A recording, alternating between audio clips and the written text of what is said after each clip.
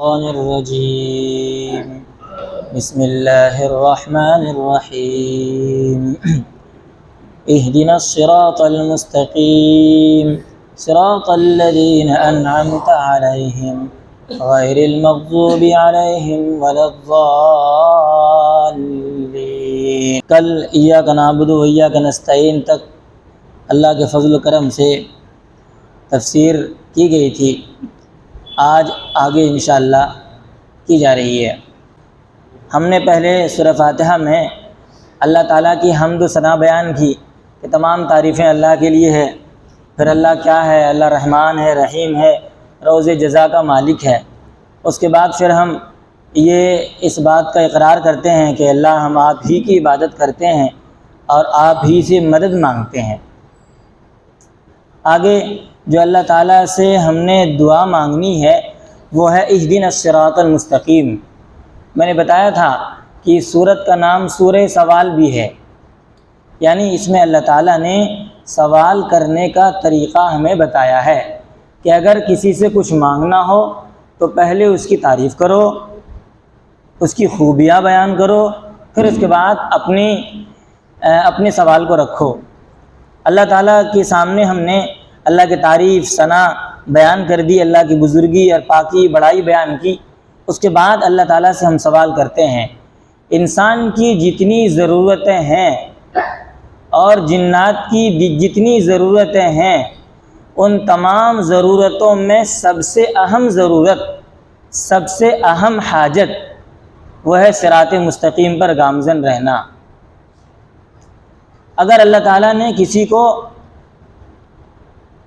ایمان کی توفیق عطا فرمائی تو اس کا مطلب یہ نہیں ہے کہ وہ زندگی کی آخری سانس تک ایمان پر رہ جائے۔ ممکن ہے، اندیشہ ہے کہ زندگی میں ایسے موڑ آئے جہاں پر انسان ایمان سے ہاتھ دھو بیٹھے، اور ایسا ہوا۔ چنانچہ انسان کے علاوہ جیسے ابلیس ہے، ابلیس کتنا بڑا عبادت گزار تھا یہ آپ نے بار بار سنا ہے، لیکن وہ اللہ تعالیٰ کا موحد تھا، مومن تھا، لیکن ایمان سے پھر گیا۔ اللہ نے سجدہ کرنے کا حکم دیا تھا لیکن نہیں مانا، اور اللہ نے فرمایا وَكَانَ مِنَ الْكَافِرِينَ، کافر ہو گئے۔ ایسے ہی قرآن کریم میں اللہ تعالیٰ نے ایک جگہ ایک قصہ بیان کیا ہے، واقعہ بیان کیا ہے بلعام ابن باعورہ کا۔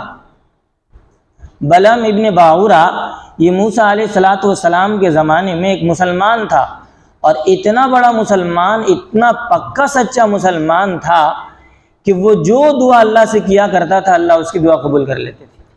آپ سوچیں، اور ہمارے ہاں تو لوگ جیسے درس قرآن ہے 20-25 لوگ بیٹھتے ہیں قرآن کریم سننے کے لیے، لیکن ان کا درس اتنا مقبول ہوتا تھا کہ ان کے درس میں 12,000 لوگ بیٹھا کرتے تھے۔ اب سوچیں وہ کتنا بڑا عالم ہوگا اور کتنا بڑا مسلمان ہوگا۔ لیکن ان کے ساتھ کیا ہوا، جب اللہ تعالیٰ نے موسیٰ علیہ السلام کو دریائے نیل پار کرا دیا اور ان کی قوم بھی پار ہو گئی اور فرعون اور اس کا لشکر ڈوب گیا، تو اللہ تعالیٰ نے پھر موسیٰ علیہ السلام کو یہ حکم دیا کہ اب بنی اسرائیل کو لے کر قوم عمالقہ پر حملہ کرو، ان سے قتال کرو۔ قوم عمالقہ اسے قرآن نے کہا قومن جبارین، زبردست لوگ تھے، بڑی طاقتور لوگ تھے۔ اللہ تعالیٰ نے جب یہ حکم دیا اور موسیٰ علیہ السلام اپنے لشکر کے ساتھ ان کے علاقے قریب آ گئے تو یہ لوگ گھبرا گئے۔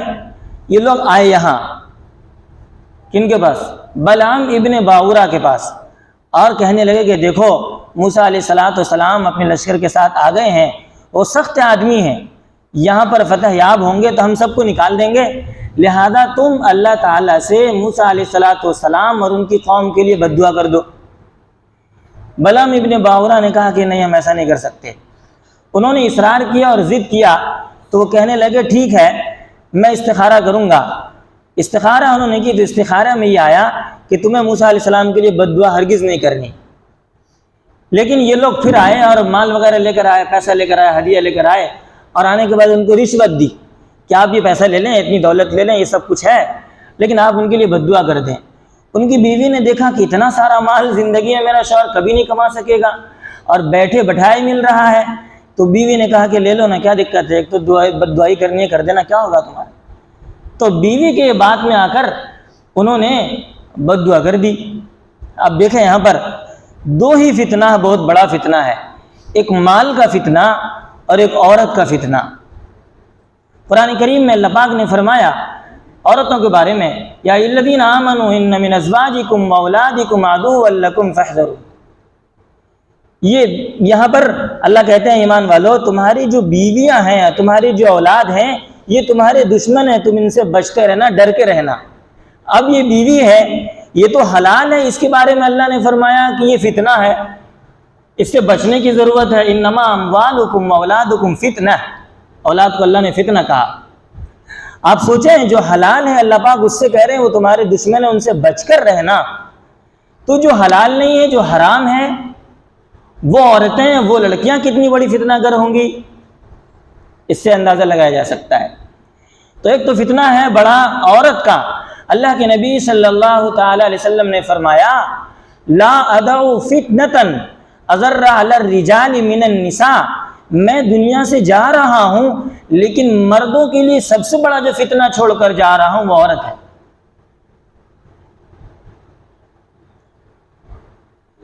ایک تو یہ بات ہے، اب بیوی کی بات مان لیا، اور دوسرا جو فتنہ تھا مال کا، دونوں فتنے جمع ہو گئے تھے، ایک طرف عورت ہے اور ایک طرف مال بھی ہے۔ اللہ کے نبی صلی اللہ علیہ وسلم نے فرمایا، غالباً ترمذی میں روایت ہے، لِكُلِّ أُمَّةٍ فِتْنَةٌ وَفِتْنَةُ أُمَّتِي الْمَالِ، ہر امت کا ایک فتنہ ہے اور میری امت کا فتنہ مال ہے، یعنی بہت بڑا فتنہ۔ فتنے تو بہت سارے ہیں لیکن بہت بڑا فتنہ مال ہے۔ یہی مال اور عورت، زن اور زر ایسی چیز ہے جس سے پوری دنیا تباہ ہے۔ اللہ نے ایک جگہ فرمایا وَلَوْ بَسَطَ اللَّهُ الرِّزْقَ لِعِبَادِهِ لَبَغَوْا فِي الْأَرْضِ، کہ تم جو دیکھتے ہو کہ بعض لوگ بڑے مالدار ہیں، بعض لوگ غریب ہیں، بعض لوگ فقیر ہیں، اللہ کہتے ہیں کہ اگر ہم سب کو مالدار بنا دیں، اگر ہم سب کو مال دے دیں تو دنیا میں سارے کے سارے لوگ باغی ہو جائیں، ایک بھی فرما بردار نہ رہے۔ تو یہ مال کا فتنہ اتنا بڑا ہے، دونوں فتنے یہاں جمع ہو گئے۔ بیوی نے کہا کہ مال ہے، ادھر مال بھی، ادھر بیوی کا حکم بھی، لہٰذا ہمارے یہاں مشہور ہے جورو کا غلام۔ ہم لوگ کہتے ہیں جورو کا غلام، جورو جو کہتی ہے ماننے کے لیے تیار، آمنا صدقنا، اللہ کا حکم چولہے بھاڑ میں جائے اس سے کوئی مطلب نہیں ہے، لیکن بیوی کا حکم سر پہ رہنا چاہیے۔ چنانچہ اس نے بات مان لی، اور جو رشوت پیسہ وغیرہ تھا اس نے لے لیا اور اس نے بد دعا شروع کر دی۔ جب بد دعا کے کلمات زبان سے وہ نکال رہا تھا تو اللہ کا کرنا ایسا ہوا کہ ان کی زبان سے موسیٰ علیہ السلام کے لیے بد دعا کے کلمات نہ نکلے، بلکہ جباریین جو لوگ آئے تھے بد دعا کرانے کے لیے انہی کے خلاف بد دعا نکل گئی۔ وہ لوگ کہنے لگے یہ کیا کر رہے ہیں آپ، ہم نے تو آپ کو پیسہ دیا تھا ان کے لیے بد دعا کرانے کے لیے، اور آپ جو ہے ہمارے لیے بد دعا کرنے لگے۔ تو اس نے کہا کہ دیکھو ہماری زبان، میری زبان یہ میرے اختیار میں نہیں ہے، ہم اپنی قدرت سے کچھ نہیں کر رہے ہیں۔ اس کے بعد جب بد دعا ہوگی تو وہ لوگ ہلاک و برباد بھی ہو گئے۔ اللہ تعالیٰ نے ان کو یہ سزا عطا فرمائی کہ ان کی جو زبان تھی یہ زبان نکل کر لٹک گئی اور سینے تک آ گئی۔ قرآن نے کہا فَمَثَلُهُ كَمَثَلِ الْكَلْبِ، اس کی مثال کتے کی طرح ہے۔ سورہ اعراف میں اللہ پاک نے اس کو بیان فرمایا، اور گمراہ ہو گیا۔ سوچیں جو اتنا بڑا عالم اور اتنا بڑا عابد کہ جن کی درسگاہ میں اور جن کے بیان کرتے وقت 12,000 لوگ بیٹھتے ہوں، اور اتنا بڑا عابد کہ جو دعا کرے اللہ ان کی ہر دعا قبول فرما لے، لیکن وہ گمراہ ہو رہا ہے۔ اسی لیے کہتے ہیں کہ ایمان کی سلامتی کی ہر وقت ہمیں ضرورت ہے۔ ایسا نہیں ہے کہ ہم جو ہے آج مسلمان ہیں، کل مسلمان ہیں، پرسوں مسلمان ہیں تو بس ہمارے لیے کافی ہے۔ زندگی کے آخری سانس تک ہمارا ایمان سلامت رہنا چاہیے، ہمارا دین سلامت رہنا چاہیے، ہم مسلمان رہنے چاہیے۔ اور وقت کے جلیل القدر انبیاء علیہ الصلوۃ والتسلیم میں دعائیں مانگی ہے۔ سیدنا یوسف علیہ السلام دعا کر رہے ہیں، قرآن نے نقل کیا ہے توفنی مسلمہ والحقنی بالصالحین، اے اللہ جس طرح سے آپ نے مجھے مسلمان آج بنا کر رکھا ہے، زندگی کے آخری سانس تک مسلمان بنا کر رکھنا اور حالت ایمان پر وفات دینا۔ موسیٰ علیہ السلام کے جو جادوگر تھے جب وہ مسلمان ہو گئے، مسلمان ہونے کے بعد جب فرعون نے دھمکی دی تھی تو انہوں نے دعا مانگی تھی، ربنا افرغ علینا صبرا وتوفنا مسلمین، اللہ ہمیں جن مصیبتوں کا ہم سامنا کرنے والے ہیں آپ ہمیں صبر کی توفیق عطا فرمائیے اور ہمارے اسلام کی حفاظت فرمائیے، ہمیں اسلام کی حالت میں وفات دیجیے، یہ دعا مانگتے ہیں۔ تو یہ زندگی کے ہر موڑ پر، زندگی کے آخری سانس تک ہمیں صراط مستقیم کی ضرورت ہے۔ اللہ کہتے ہیں اہدنا الصراط المستقیم۔ اب کوئی بندہ یہ سوچے کہ بھائی ہم اہل سنت والجماعت میں سے ہیں، ہم نماز بھی پڑھ رہے ہیں، ہم قرآن بھی پڑھ رہے ہیں، ہم سارے نیک کام کر رہے ہیں، ہم تو اچھے ہیں، ہم تو صراط مستقیم پر پہلے سے ہی ہیں۔ نہیں، زندگی کے آخری سانس تک ہمیں ضرورت ہے کہ ہم صراط مستقیم پر گامزن رہیں۔ اہدنا الصراط المستقیم کہ اللہ ہمیں آپ صراط مستقیم پر چلائیے۔ یہ صراط مستقیم کیا ہے؟ قرآن کریم کی سب سے بہتر تفسیر وہ ہوتی ہے جو قرآن کریم سے ہو۔ کیا مطلب یہ ہے قرآن کریم میں کسی جگہ پر اجمال ہوتا ہے، مجملاً بات بیان کی جاتی ہے، اور دوسری جگہ میں اس کی تفصیل بیان کر دی جاتی ہے۔ تو دوسری جگہ میں جہاں تفصیل بیان کی گئی ہے وہ قرآن کریم کی تفسیر ہے، ایک آیت کی تفسیر دوسری آیت کے ذریعے کی جا رہی ہے۔ اللہ تعالیٰ نے صراط مستقیم کی 8ویں پارے میں تفسیر بیان فرمائی ہے۔ دیکھیں اللہ تعالیٰ کہتے ہیں قُلْ تَعَالَوْا أَتْلُ مَا حَرَّمَ رَبُّكُمْ عَلَيْكُمْ أَلَّا تُشْرِكُوا بِهِ شَيْئًا وَبِالْوَالِدَيْنِ إِحْسَانًا۔ لمبی آیت ہے۔ آپ دیکھیں اللہ تعالیٰ کہتے ہیں اے میرے محبوب صلی اللہ علیہ وسلم آپ فرما دیں تعالو تم آؤ، میں تمہارے سامنے پڑھ کر سناؤں گا کن چیزوں کو تمہارے رب نے تم پر حرام کیا ہے۔ کیا ہے وہ؟ اللہ تشرکوا بہ شیئا، کہ تم اللہ تعالیٰ کے ساتھ کسی کو شریک نہ کرنا۔ آگے اللہ کہتے ہیں وبالوالدین احسانا، اور والدین کے ساتھ حسن سلوک کرنا۔ والدین کا بہت اونچا مقام ہے، بہت اونچا مقام ہے۔ مشکاۃ شریف میں روایت ہے اور امام بہقی نے شعب الایمان میں روایت نقل فرمائی، اللہ کے نبی صلی اللہ علیہ وسلم فرماتے ہیں کہ جو کوئی فرما بردار بچہ، بیٹا یا بیٹی اپنے والدین کی طرف ایک مرتبہ اگر نظر محبت ڈالتے ہیں اللہ تعالیٰ اسے ایک حج کا ثواب عطا فرماتے ہیں۔ تو کسی صحابی نے پوچھا یا رسول اللہ اگر کوئی دن میں 100 مرتبہ ڈالے تو آپ نے فرمایا 100 حج مقبول کا ثواب ملے گا۔ کتنا مقام ہے والدین کا، لہذا ہمیں والدین کی قدر کرنے کی توفیق عطا۔ جہاں جہاں اللہ پاک کہتے ہیں تم شریک مت کرنا میرے ساتھ، اس کے بعد فوراً اللہ کہتے ہیں وبالوالدین احسانا، والدین کے ساتھ حسن سلوک کرو۔ یہ مقام اور اہمیت ہے۔ آگے اللہ تعالیٰ فرماتے ہیں وَلَا تَقْتُلُوا أَوْلَادَكُمْ مِنْ إِمْلَاقٍ، کہ تم اپنے اولاد کو قتل نہ کرو فقر و فاقہ کے ڈر سے، غربت و افلاس کے ڈر سے، کہ کھائے گا کیسے، پیا کیسے، گھر مکان کیسے ہوگا، کیسے رہنا ہوگا۔ اللہ پاک نے فرمایا کہ اسے قتل نہ کرو۔ جیسے ہمارے یہاں آج کل سسٹم چلا ہوا ہے کہ بس 2 اولاد ہے کافی ہے، ہم 2 ہمارے 2، اور اس کے بعد نسل بندی کرا لیتے ہیں، یا تو بچہ دانی نکال کر پھینک دیتے ہیں۔ یہ حرام ہے، اس بات کو یاد رکھنا چاہیے، یہ گناہ کبیرہ ہے۔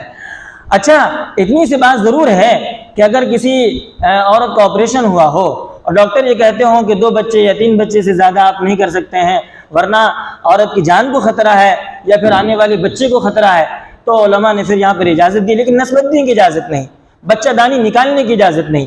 مانے حمل جو دوائیں ہوتی ہیں یا عزل کرنا ہے تو اس طرح سے آدمی کر سکتا ہے کہ حمل نہ ٹھہرے، یا حمل ہے تو مانے حمل گولیاں بھی وہ کھا سکتا ہے، لیکن اس لیے کھائے کہ اولاد ہی نہ ہو،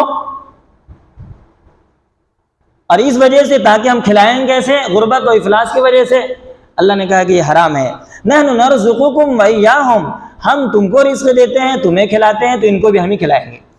اور آپ دیکھیں جس وقت دنیا کی آبادی کم تھی اس وقت جیسے بچپن میں ہم نے جو دور دیکھا ہے تو گوشت اور پلاؤ وغیرہ جو بنتا تھا لوگوں کے یہاں تو کبھی کبھار مالداروں کے یہاں بنتا تھا، غریب لوگ تو بیچارے بھرتا بھات کھا کر ماڑ بھات کھا کے رہ جاتے تھے۔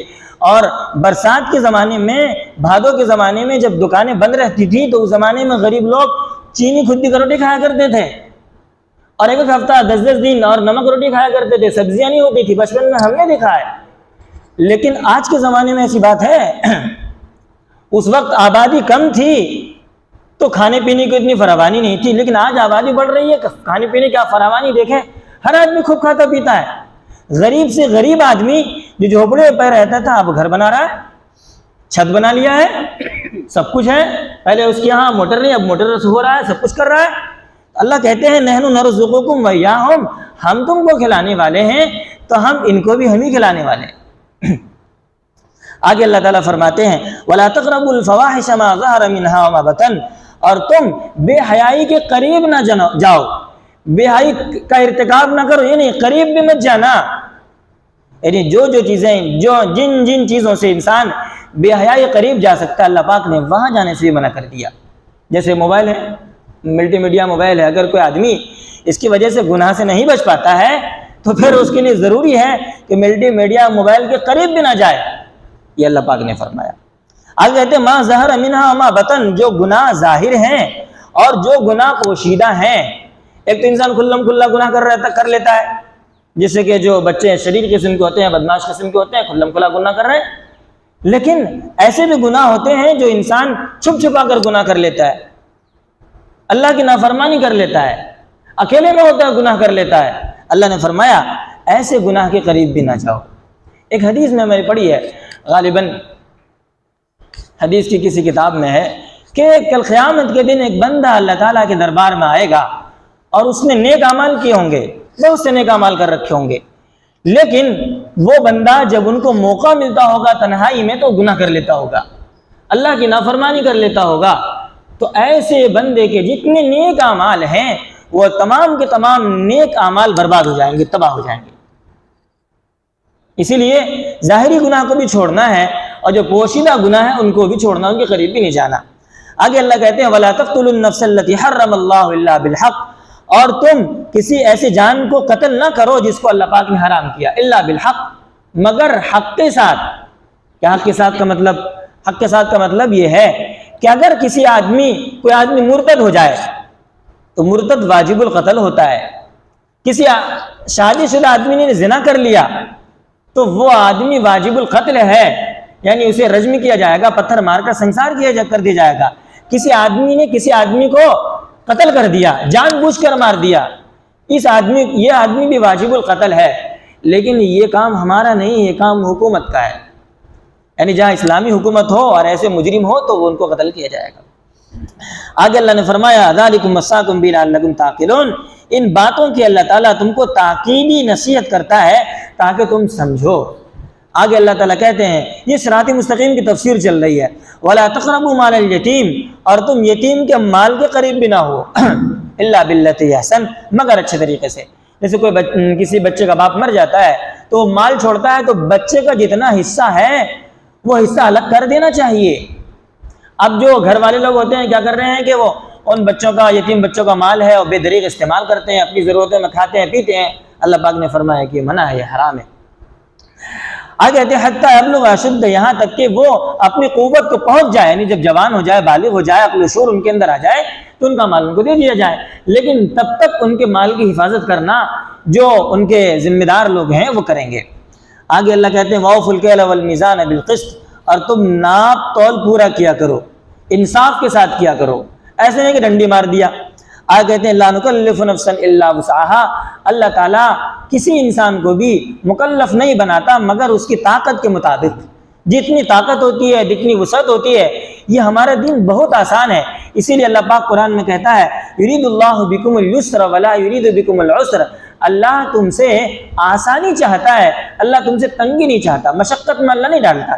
بہت ساری مثال ہے، مثال کے طور پر دیکھیں اللہ نے نماز پڑھنے کا حکم دیا، اگر آپ کھڑے ہونے پر قادر نہ ہو تو آپ بیٹھ کر نماز پڑھ لیں، اگر آپ بیٹھ کر نماز پڑھنے پر قادر نہ ہو تو آپ لیٹ کر پڑھ لیں، اگر لیٹنے پر بھی قادر نہ ہو وہاں بھی نہیں پڑھ سکتے تو آپ اشارے سے پڑھ لیں۔ یہ بہت ساری صورتیں ایسے روزے کے سلسلے میں تفصیل ہے، لہذا دین کو آسان اللہ نے فرمایا کہ ہم انسان کو اس کی وسعت سے زیادہ مکلف نہیں بناتے۔ وَإِذَا قُلْتُمْ فَعَدِلُوا وَلَوْ كَانَ ذَا قُرْبَىٰ، اور جب تم بات کہو تو انصاف کے ساتھ بات کرو، وَلَوْ كَانَ ذَا قُرْبَىٰ، اگرچہ تمہارے رشتہ دار کیوں نہ ہو۔ ہمارے یہاں ہوتا ہے جب جھگڑا ہو رہا ہوتا ہے، ہمارے رشتہ دار اگرچہ وہ غلط پر ہی کیوں نہ ہو ہم ان کا ساتھ دیتے ہیں، کیوں ہمارے رشتہ دار ہیں، کہ وہ ہمارے ماں باپ ہیں، کیونکہ وہ ہمارے بھائی ہیں۔ قرآن کہتا ہے نہیں، اپنے بھائی بہن رشتہ دار جو بھی ہو ان کا ساتھ نہیں دینا، جو حق پر ہے ان کا ساتھ دینا ہے۔ آگے اللہ کہتے ہیں وَبِعَهْدِ اللَّهِ أَوْفُوا، اور تم اللہ کے عہد کو پورا کرو جو اللہ نے تم سے عہد لیا ہے۔ ذالکم وصاکم بہ لعلکم تذکرون، اس کی اللہ تعالیٰ تم کو تاکیدی حکم دیتا ہے تاکہ تم سمجھو۔ وان ھذا صراطی مستقیما فاتبعوہ، یہی میرا سیدھا راستہ ہے، یہ صراط مستقیم، فاتبعوہ، تم اس کی پیروی کرو۔ وہ جو ہم نے کہا تھا اہدنا الصراط المستقیم، اے اللہ ہمیں سیدھے راستے پر چلا، اللہ تعالیٰ نے سیدھے راستے کی پوری تفصیل وہاں بیان فرما دی ہے کہ ایسا سے کرنا ہے، ایسا سے کرنا ہے۔ اللہ نے حرام کو، جتنا حرام تھا عام طور پر حرام کو بیان کر دیا، اور جو حلال، اس میں سے کچھ حلال بھی ہے، اور جو حلال چونکہ زیادہ ہوتا ہے، حرام تھوڑا ہوتا ہے، اس لیے عام طور پر قرآن کریم کا اسلوب ہے اللہ پاک حرام کو بیان کر دیتے ہیں اور حلال کو چھوڑ دیتے ہیں۔ مثال کے طور پر دیکھیں کن عورتوں سے نکاح کرنا حرام ہے، کن عورتوں سے نکاح کرنا حلال ہے، تو حلال زیادہ ہے اس لیے اللہ پاک نے چھوڑ دیا، حرام کم ہے اس لیے بیان کر دیا۔ حرمت علیکم امہاتکم وبناتکم واخواتکم وعماتکم وخالاتکم وبنات الاخ وبنات الاخت، کہ دیکھو الی آخری آیا، اللہ کہتے ہیں تمہاری ماں حرام ہے، تمہاری بیٹی حرام ہے، تمہاری بہن حرام ہے، تمہاری بھانجی حرام ہے، اور تمہاری بھتیجی حرام ہے، تمہاری پھوپھی حرام ہے۔ تو چند عورتیں تھیں جو انسان کے لیے نکاح میں جن کو لانا حرام ہے، اللہ پاک نے ان کو بیان کر دیا۔ اس کے بعد حلال بہت زیادہ ہے، اللہ نے کہہ دیا وَحِلَّ لَكُم مَّا وَرَاءَ ذَلِكُمْ، اس کے علاوہ جو عورتیں ہیں وہ حلال ہیں، بشرطے کہ چار سے زیادہ نہ۔ تو یہ قرآن کریم کا اسلوب ہے، حرام کو اللہ بیان کر دیتا ہے، بتا دیتا ہے اس کے علاوہ جو ہے حلال ہے۔ اچھا آگے کہتے ہیں کہ صراط الذین انعمت علیہم، صراط مستقیم کیا ہے؟ ان لوگوں کا راستہ جن پر آپ نے انعام کیا ہے۔ اس ٹکڑے کو بیان کروں گا، اس آیت کریمہ کی تفسیر۔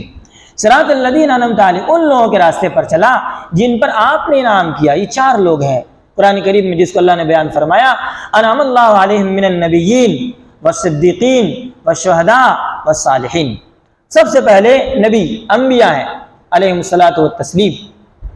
اللہ تعالیٰ نے جو انعام نبیوں اور رسولوں پر کیا ہے وہ انعام کسی پر نہیں کیا، یہ ان کا راستہ ہے، نہیں جو ان کے راستے پر چلے وہ صراط مستقیم پر ہے۔ پھر فرمایا الصدیقین، صدیق کون ہے؟ صدیق کہتے ہیں جو نبی پر ایمان لائے، نبی کی تصدیق کرے اور ان کا ظاہر اور باطن دونوں ایک ہو، الذی لا یتغیر قالہ حالہ، ان کا قال ان کے حال کے خلاف نہ ہو، جو کہتا ہو اس پر عمل بھی کرتا ہو، یہ صدیق ہے۔ جیسے سیدنا صدیق اکبر رضی اللہ تعالیٰ عنہ، اور بعد میں قیامت تک آنے والے جو ان کے راستے پر چلنے والے ہیں، یعنی ان کا ظاہر بھی اچھا ہو اور ان کا باطن بھی اچھا ہو، یہ صدیق ہے۔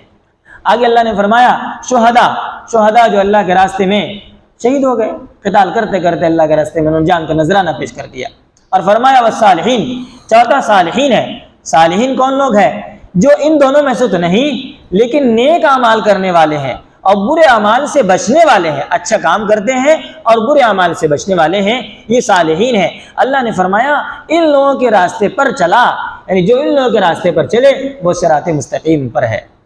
سبحان اللہ وبحمدہ، سبحانک اللہم وبحمدک، ونشہد ان لا الہ الا انت، نستغفرک ونتوب الیک۔ سبحان ربک رب العزۃ عما یصفون، وسلام علی المرسلین، والحمد للہ رب العالمین۔